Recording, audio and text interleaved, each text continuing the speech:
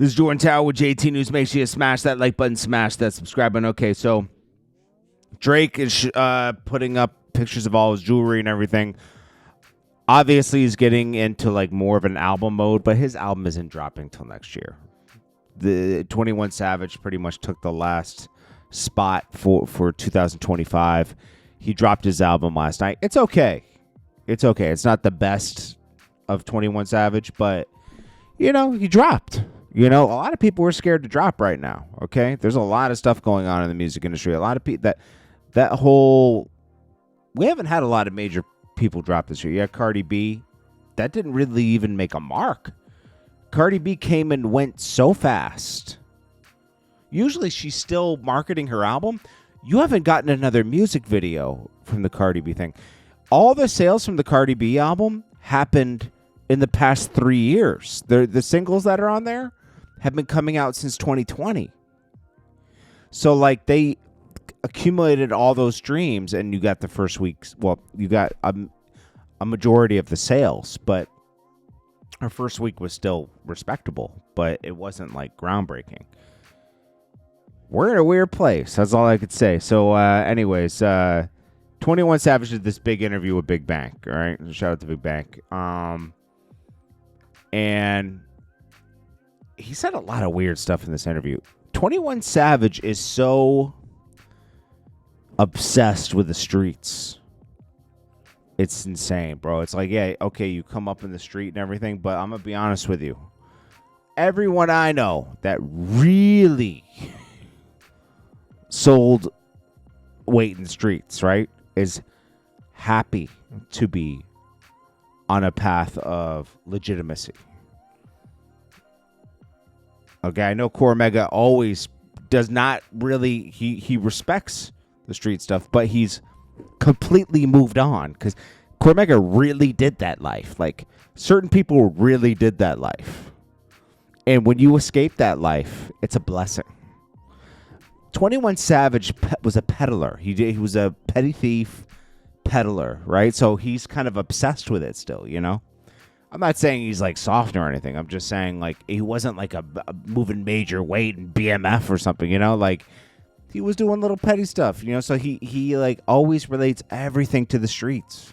And it's like, bro, you got to grow up, bro. Like you've been a millionaire for 9 years now. 2016 he dropped, right? 2016, 17. He's been making money and having a legitimate money for almost a decade. It's like, bro, you got to move on, bro. Like, and start preaching. Like, at one point in the interview, he said Atlanta's predatory because of all the clubs and the skating rinks, and he used to hustle throwing out trash as a kid, getting paid $2 a trash bag to buy some nice sneakers and go to the skate rink. That's predatory? He says, I'd already been going to like club-like scenes since I was 11. So when I grew up, I didn't care about the club.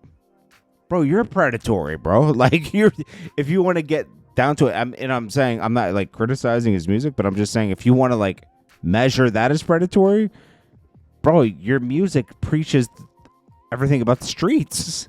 Like, you're not moving people away. And I'm not saying it's your responsibility, but it's like, people contradict themselves so much. Even in this interview, he says, before we get to the Gunna thing, he said, and I know what he's doing here.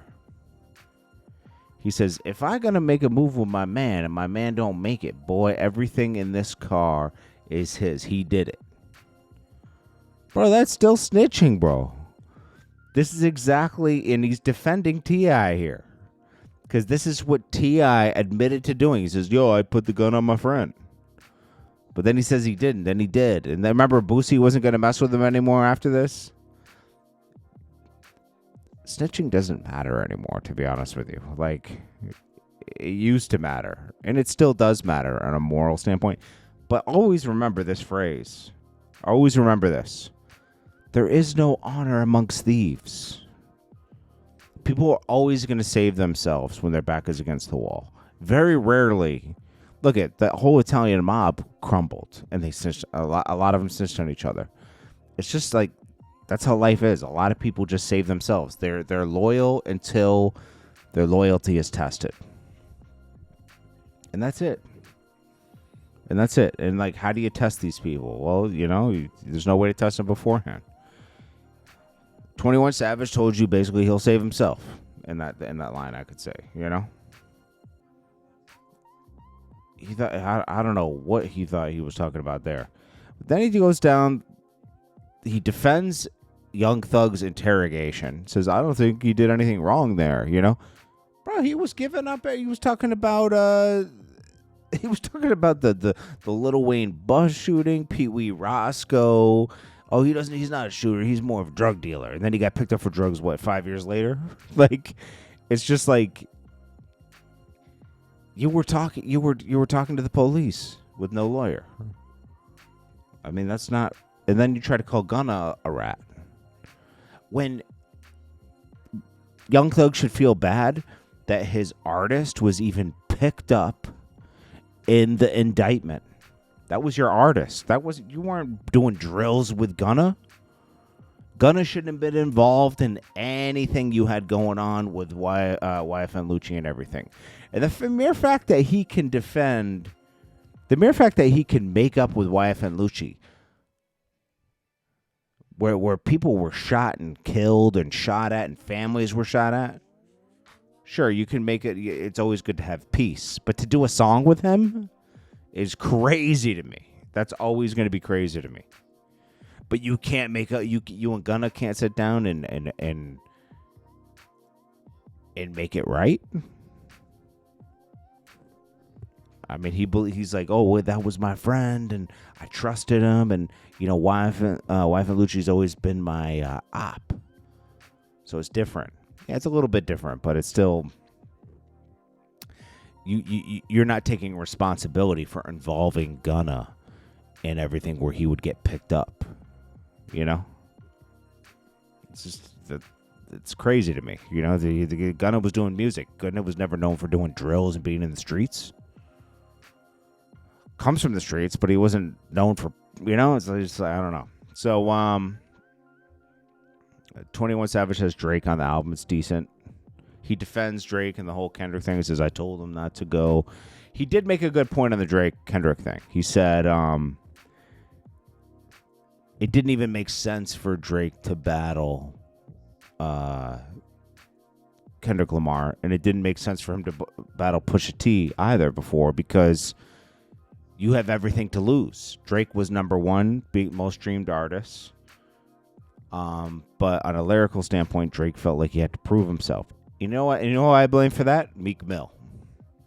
Meek Mill painting Drake as having ghostwriters and everything, and that's why Drake will never forgive Meek Mill. It always goes back to that.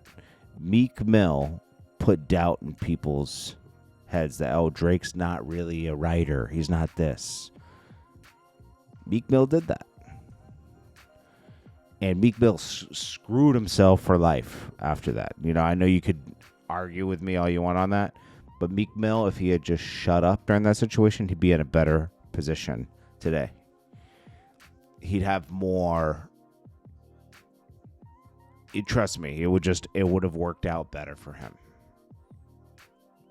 And we do stupid things because of ego. And that's what it all boils down to. If Drake shouldn't even have battled Kendrick Lamar. Because, like, as 21 Savage said, you're not going to win. Even if you win, you didn't win. He's like, you can't go higher. It really shouldn't have mattered. You should have just let him get it off, and then you get something off on your next album. But Drake took the bait. And it's good for Kendrick, because Kendrick had a great year after that. 12 months of just winning. So, I don't know. What I got from this interview is just like 21 Savage is just too cool for school. He's super street. Like, he wants to be super street. It's just like, and his album is cool. It's not a groundbreaking album to me, but it's good. I don't think anything on this album has a lot of replay, though, to be honest with you. Lotto's on the album, G Herbo, Little Baby, who he had, if you don't know, him and Little Baby their crews had beef. Little Marlo died behind all that, supposedly. But yeah, I mean that's basically sums it all up. Like there's a lot of just, I don't know, man. It was pretty boring, the interview. It was an interview that could have been done in like an hour, but it was done 2 hours, bro. I watched parts of it because I was like, dude, this is getting so boring. They just keep repeating the same stuff and like, who's the most what's right and what's wrong in the street. It's like, who cares, bro? Like there's just right and wrong, you know? If you live a street life, you should live a street life. You shouldn't be telling on someone that died, I think. Also, people pick and choose what codes to live by. Like, Young Thug, he wasn't really snitching in that interview. Yes, he was. Anybody else would have been painted as a snitch. If you want to go down the snitch route, you know? I don't know. What do you guys think about this? It's just like, I think it's always a little, when someone harps on the street too much to me, it's always a red flag. It's like, geez, this person's obsessed with the street, bro. He's obsessed with it. It's like, you move past that part of your life, but you're still, I don't know, he's too obsessed with it. That's all I'm saying. Like, you know, if you're from the street, you're from the street. It's just natural, right? You don't have to talk about it every 2 seconds. 21 Savage talks about it every second he gets. Anyways, this is JordanTower with JT News. Let me know what you guys think about that 21 Savage thing. Let me know what you guys think about the album, and I'll check you on the next one. Peace.